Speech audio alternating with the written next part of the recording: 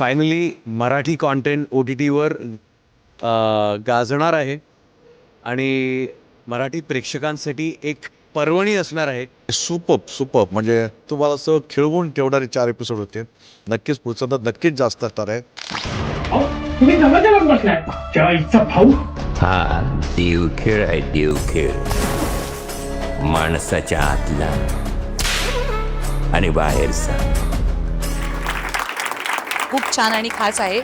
तर खूप सस्पेन्स आहे. जर तुम्हाला फास्ट पेस ड्रामा आवडत असेल तर ही वेबसिरीज नक्की चुकवू नका. Congratulations to Chandrakant and Vinayak.